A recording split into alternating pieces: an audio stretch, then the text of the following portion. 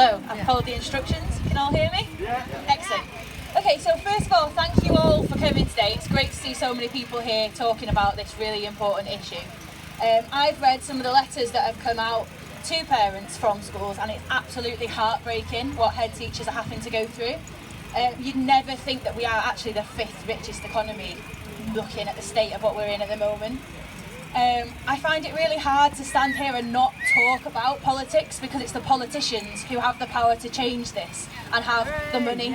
So I find it really hard not to talk about politics. For me, politics is just about priorities, and we need a government that's going to prioritise us, not the DUP, not any deals, not any tax relief for the rich, us and our children.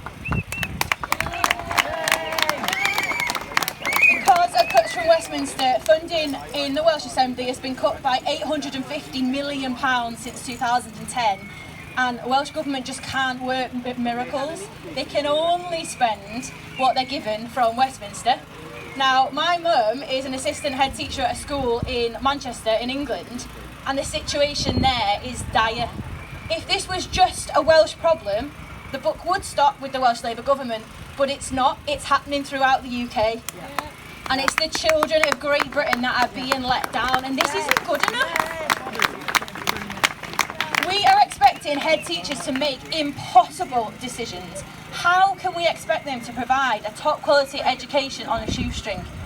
As a governor, I see myself just how hard that the head teachers, teachers and school staff are all working to try and make this work for our children. So can we all just take a second and put our hands together for the hard work that they're doing?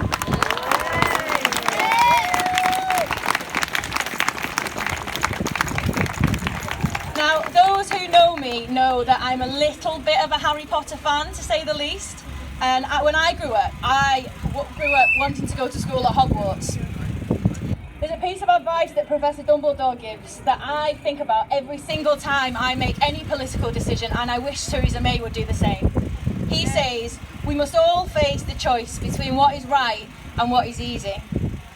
Not providing funding for schools is simply not right.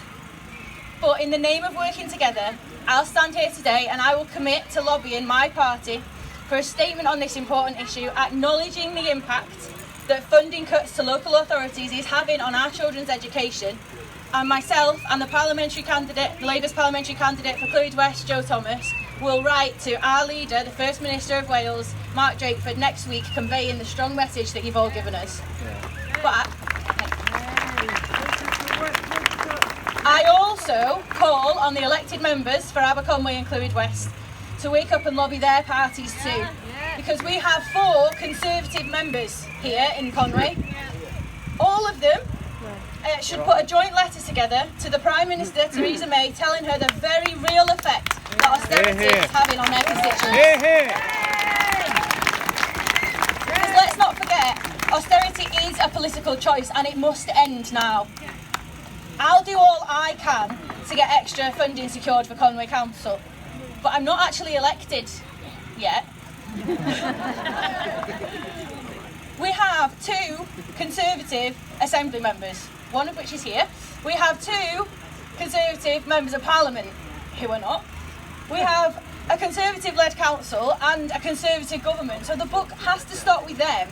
Austerity is failing, and we're paying the price. It's about time that our members of Parliament listened to us and lobbied their leader for change, or move aside so we could do the job. So thank you to the organisers for this event. It should never have had to come to this. But when it comes to when communities work together, we can and will see change. Thank you.